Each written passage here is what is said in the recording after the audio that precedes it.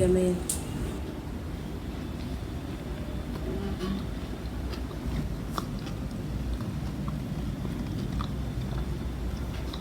ايه الجامد ده منك؟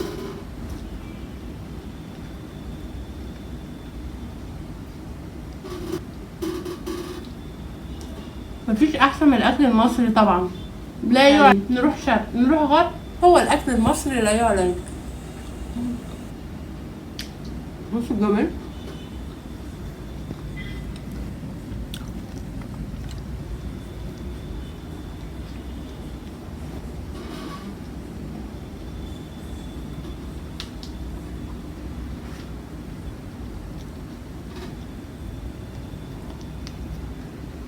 عشان مش عارفه اللقمه دي.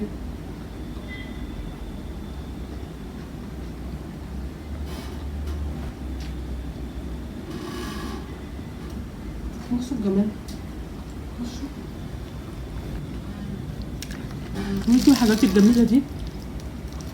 قربوا قربوا. ايه ده؟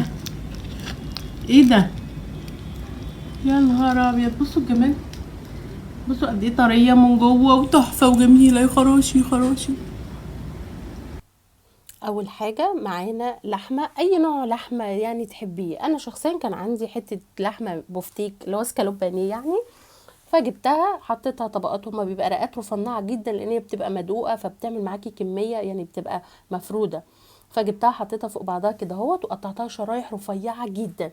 هنعمل شاورما النهارده بطريقه سهله جدا. طب يا نرمين ما عنديش اسكالوب، هاتي اي حته لحمه عندك في التلاجة قطعيها شرايح رفيعه جدا. قطعناها ركناها على جنب. هنجيب بصلايه حلوه كبيره، طبعا على حسب الكميه. انا هنا عامله تقريبا بتاع كيلو الا ربع او نص كيلو، فطبعا على ايه على حسب الكميه. انا جبت بصلايه كبيره قطعتها وفرمتها. طبعا عشان اخد ميه البصله حطيت شويه ملح، وهرجع افرمها تاني. افرميها باي حاجه، في الخلاط، في هاند بلندر، في كب، اي حاجه. وفرميها ممكن تبشريها بمبشره لو ما عندكيش اي اداه من دي، ابشريها بمبشره. وبعد كده حطي عليهم شويه ملح، وهاتي مصفى وعصوري كويس قوي. احنا عايزين ميه البصل بس. والقشر بتاع البصل ممكن تحطيه في كيس وتلفيه في الفريزر وتشيليه، لما تيجي تستخدميه في حاجه في اي وصفه تقدري تحطيه. تعملي كفته ولا حاجه بنبقى محتاجين البصل من غير الميه، فتقدري تستعمليه تاني. احنا مش بنرمي حاجه. بعد كده هنجيب اللحمه بتاعتنا نتبلها، شويه فلفل اسمر، شويه كمون، شويه بابريكا، سنه شطه، سنه سنه شطه، بودره الثوم وبودره البصل، وقلنا ايه تاني، وسنه من جوز الطيب. تمام كده. التوابل المتاحه عندك حطيها، ملح حسب الرغبه طبعا. تمام كده. هننزل بقى بميه البصل، وبعد كده هننزل بعصير من الليمونتين اهوت. لو عندك خل بقى حطي معلقه خل، بس انا للاسف ما كانش عندي خل، لكن عندك متوفر خل حطي معلقه. ومعلقه كبيره من الطحينه، ومعلقه كبيره زبادي. الزبادي مهم جدا في الشاورما المصري، بينقلها نقله بيخلي طعمها تحفه.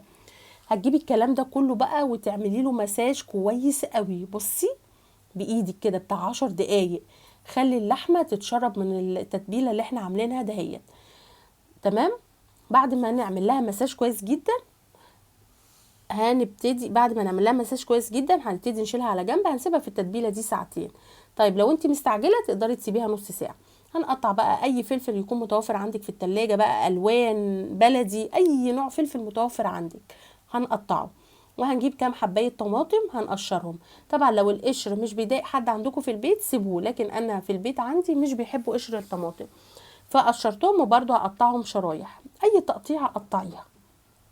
اسهل غدا ممكن تعمليه، عايزه اقولك ما بياخدش مننا تقريبا ساعه، وبيبقى حلو قوي بقى. لو انت الصبح بدري صحيتي تبلتي الشاورما بتاعتك وحطيتيها في التلاجة، ولما يجي ميعاد الغدا تقومي مجهزاها. انا اوريدي عملت كده فعلا وحطيتها في التلاجة، ولما جه ميعاد الغدا اشتغلت فيها. فبسيبها يعني بتبلها الصبح وبشتغل فيها. ممكن بقى لما يجي ميعاد الغدا بتاعنا 5 6 7 منين ما ولادي بيجوا من بره. ومعانا شوية بقدونس حلوين برضو كده اهوت، هنقطعهم مكعبات صغيرة. هي الشاورما دي كلها كده مقادير الشاورما. ومعانا بصلاية برضو كبيرة حلوة، هنقطعها برضو تقطيع يعني برضو صغنن كده اهوت زي ما حضرتك شايفة كده.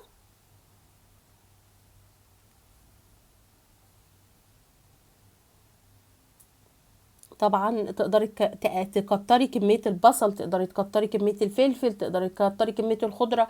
كل ده يرجع طبعا للكمية اللي انتوا هتعملوها، لكن انا عاملة كمية صغيرة فحاطة حاجات صغيرة. تمام كده اهو خلصنا. هنيجي بقى نعمل الطحينة. شاورما مصري يعني لازم طحينة. اهو معانا معلقتين طحينة حلوين، هنفكها بشوية مية سخنة، هنحط عليها شوية ملح، هنحط عليها شوية كمون، ونقلب الطحينة بتاعتنا ونفكها. شاورما من دون اي بقى خزعبلات ولا دبس ولا صوص ولا اي حاجه خالص. مقادير كلها في بيتنا. معانا فص توم كده حلو على الطحينه بتاعتنا، ومعلقه زبادي كبيره، وندي الكلام ده كله تقليبه. في الخطوه دي بقى ظبطي ملحك، حابه تحطي شطه حطي، حابه تخففيها عن كده خففيها. ما ننساش طبعا ليمونه حلوه برضو كبيره كده اهوت، وندي الكلام ده كله تقليب. حابه تزوديها شويه لبن زوديها. انا شخصيا قوام الطحينه ده كويس، انا بحب فيه كده وانا بعمل الشاورما علشان هو لما احط ما يخليش معايا العيش خالص. خلصنا بنجيب بقى الشاورما بتاعتنا، خلصنا الطحينه وحطها في التلاجة، وبنجيب الطاسه نسخن نعمل الشاورما.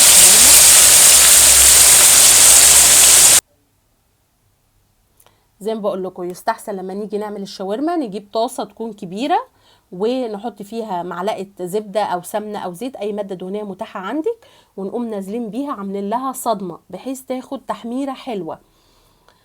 وبعد كده بنسيبها بقى لما تستوي. لو لسه اللحمه نيه معاكي تقدري تزوديها سنه ميه لحد لما تستوي معاكي وتحسي ان انتوا هتعرفوا تاكلوها. بعد طبعا ما بتستوي خالص بتسيبيها برضو تتحمر شويه، وبعد ما تتحمر بنقوم نازلين بالبصلايه اللي احنا قطعناها، ونديها تقليبه كده هو دقيقه واحده بس. هي كده خلاص اوريدي استوت معانا. بعد ما بنديها تقليبه بنقوم نازلين بقى بباقي الخضار بتاعنا بقى، بالبقدونس وبالطماطم وبالفلفل وقرن الفلفل السبايسي اللي احنا حاطينه عشان يدلع اكلتنا. طبعا لو مش بتحبوا السبايسي تقدروا تشيلوه خالص، مفيش اي مشكله. هي كده خلاص الشاورما استوت. بمجرد ما حطيت الخضار بتاعي دهوت بدي تقليبه واحده كده اهو، وبعد كده بطفي النار خلاص، لان هي كده خلاص اوريدي استوت.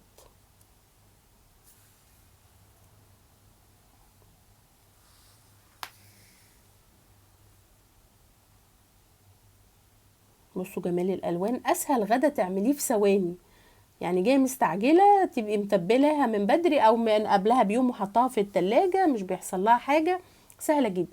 طبعا عايزين نرضي جميع الاذواق. انا عندي في البيت عايزين ياكلوا العيش اللي هو الكريب دهوت. جبت طبعا العيش وهحط فيه بقى كميه اللحمه. شوفوا بقى لما بتعملوا حاجه في بيتكم تقدروا تقللوا تقدروا تكتروا. عايزاكم قولوا لي في التعليقات ساندوتش زي ده بتجيبوه من الشارع بكام؟ والله حرام لما نشتري حاجات من الشارع بارقام خزعبليه، في حين ان احنا نقدر نعملها في البيت. يعني بنسهل على نفسنا نقول هنجيب ساندوتش للولاد من الشارع ليه؟ انت ضامنه اللحمه اللي في قلبه ايه؟ انت ضامنه الراجل اللي بيعمل الاكل ايده شكلها ايه؟ اعملي في بيتك كل حاجه لولادك، نظافه وسهوله. ورقم 1 ورقم 2 ورقم 3 توفير، توفير ثم التوفير. ينفع طبعا اشيل شويه على جنب كده اهوت في التلاجة للصبح، اعملهم سندوتشات لاولادي في عيش فينو في كريب زي كده اهوت، مش هيقول لا. طبعا في برضو ناس تانية عندي في البيت عايزين ياكلوا عيش فينو، لا شاورما مصري يعني فينو. تمام، جبنا الفينو هنحط فيه معلقه طحينه حلوه كده اهوت، ونبتدي نحط كميه الشاورما اللي احنا حابينها، كتير قليل براحتك، انت اللي تقدري تلعبي في الساندوتش طبعا. بصوا الشكل، بصوا الجمال، بصوا النظافه، يعني حاجه جميله. انا عايزاكم تقولوا لي برضو في التعليقات ساندوتش فينو بالمنظر ده شاورما هتجيبوه من الشارع بكام؟ بكام؟ اهو اعملوا كل حاجه في بيتكم توفير. الحاجه في الشارع بقت بارقام خزعبليه. انا جبت طاسه سخنتها كويس جدا، حطيت فيها نقطه زيت، وببتدي اعمل كده عشان ادي العيش بتاعي تحميره حلوه كده اهوت اهو. طبعا انا عايزه بقى اعمل اكل زي اكل الشارع. جبت ورقه الومنيوم، حطيت عليها حته ورقه زبده عشان ما ينفعش نحط اكلنا مباشره على الالومنيوم، فبعملها كده. مش متوفر عندك بلاش، لكن الحاجات دي بتفرق مع ولادنا كتير جدا. وببتدي الف كده اهو. بالله عليكي قولي لي ساندوتش زي ده هتجيبيه من الشارع حضراتكم بكام؟ شفتم طريقه الشاورما المصري طريقه الشاورما المصري بدون كاسات، طعمها تحفه حلوه جدا جدا، احسن من اي شاورما هتاكلوها. مفيش ولا اجمل ولا يعني اكل يعلى عليه زي الاكل المصري بجد. الطريقه حلوه قوي قوي، جربوها تعجب ولادكم جدا وموفره. ساندوتش زي ده بتشتروه من الشارع بكام؟ يعني بصوا طبعا مش هيبقى بنفس الجوده اللي احنا عاملينها، ما تشتروهاش من الشارع خالص، اعملوها في بيتكم اوفر. يعني ب8 سندوتشين او 3 سندوتشات تقدري تعملي كميه تكفي. طبعا انا عامله حشوه بذمه وضمير علشان طبعا ولادي اللي هياكلوها، مش اكل هنبيعه. لكن طبعا بتشتريها من الشارع بتبقى الرغيف يا دوبك متلحس كده اهو. يا رب فيديو النهارده يكون عجبكم ونرضاكم، يا رب تستفادوا مني. اعملوها في بيتكم بمنتهى السهوله وبمنتهى البساطه. اذا جربتوها والوصفه عجبتكم ما تنسوش طبعا تكتبوا لي لايك وشير، تكتبوا لي لايك وشير وبدات على قناه بيت العيله واكلات نرمين. انا عجبكم ونال رضاكم. اذا انتوا اول مره تشوفوني على اليوتيوب انا بيت العيله واكلات نرمين، تشتركوا في قناتي ان شاء الله تنال رضاكم وتعجبكم، واشوفكم في اكله جديده من بيت العيله واكلات نرمين. باي باي.